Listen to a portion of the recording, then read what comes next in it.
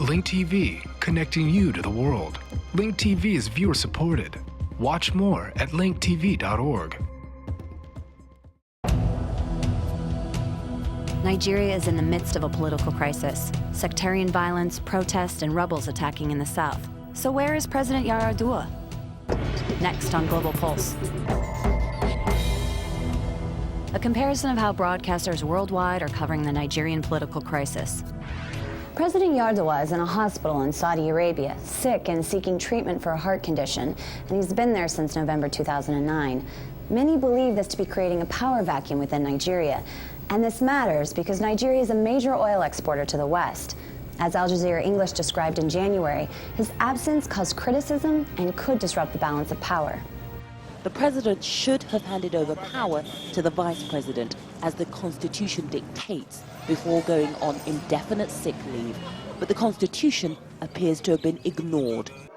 If the president were to step down or die in office, the man in the black bowler hat, in theory, should take over, Vice President Goodluck Jonathan. But he's a Christian from Nigeria's oil-rich Niger Delta region. Many of Nigeria's 70 million Muslims would be opposed to this. Outraged Nigerians, both Muslim and Christian, took to the streets. France's TV5 reports on the protests that ensued. Protesters want to know if the president's health has improved, but they need to see it to believe it.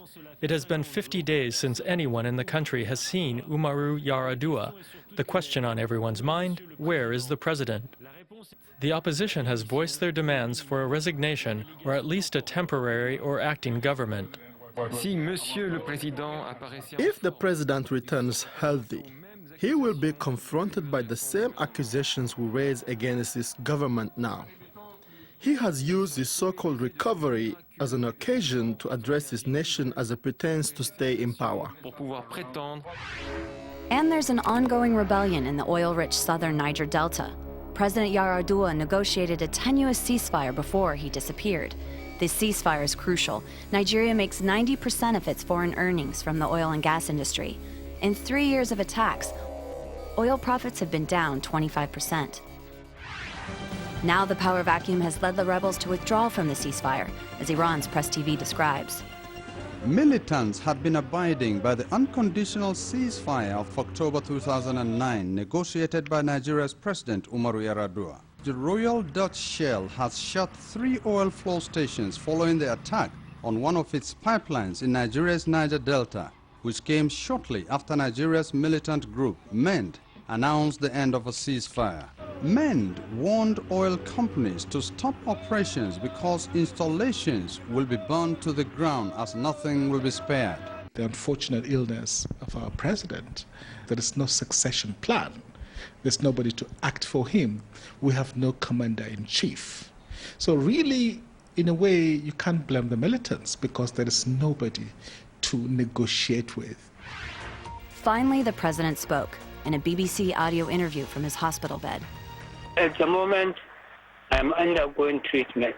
As soon as my doctors discharge me, I will return to Nigeria to resume my duties.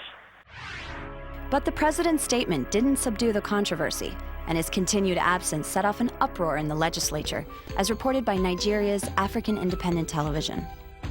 The demand by some legislators in Nigeria's House of Representatives for President Yar'Adua to empower the vice president to act as president led to a rowdy session on Wednesday as the lawmakers engaged in hot debate over the motion.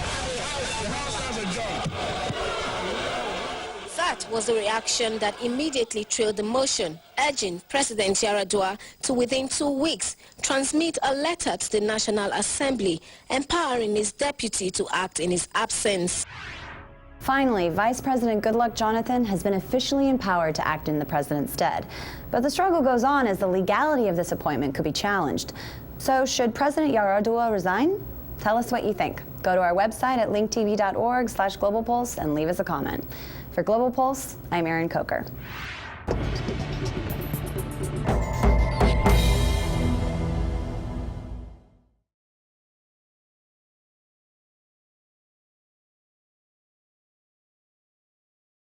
Link TV, connecting you to the world. Link TV is viewer supported. Watch more at linktv.org.